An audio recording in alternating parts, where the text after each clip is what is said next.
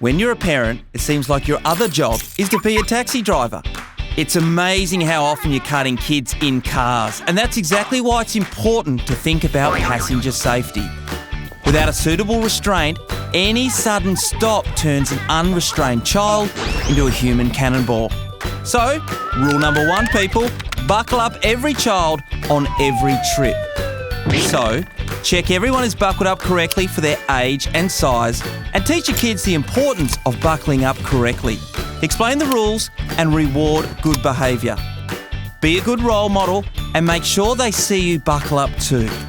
Don't even start the car until you've checked that everyone's locked and loaded. Never allow anyone to share a seatbelt, ride on your lap or ride in the cargo hold unrestrained. It's the law, people. Rule number 2, make sure the restraint is right. Child restraints must meet the Australian-New Zealand standard. It's illegal to use any other kind. Always check the age, condition and history of second-hand restraints. If it's older than 10 years or has been in an accident, destroy it and replace it. The law sets out the minimum restraint type for each child. Babies need to be in a rear-facing restraint until they are at least 6 months old. Toddlers and kids up to at least 4 years old need to use a restraint with an inbuilt harness. Older children aged 4 to 7 must either use a restraint with an inbuilt harness or a booster seat with an adult seatbelt. Only progress to the next size restraint when your child has reached the maximum limit of the present one. Keep them in their restraint until they outgrow it in size, not just because they're celebrating a birthday. And remember, it's safer in the back seat and against the law for children under 7 to ride in the front.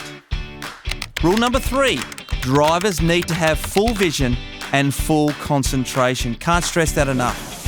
So, all this stuff, it needs to be out of your line of sight.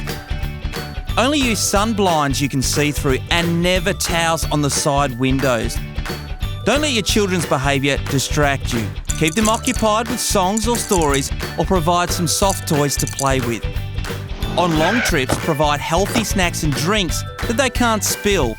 Regular breaks are good for the kids and help you prevent drowsiness. Rule number 4, never leave children alone in the car. If you have to leave the car, even for the quickest errand, take them with you. Look for service stations that offer pay at the pump or plan those sorts of trips when the children aren't with you. So, make passenger safety a priority on every trip, guys. For more information, visit kidsafe.com.au.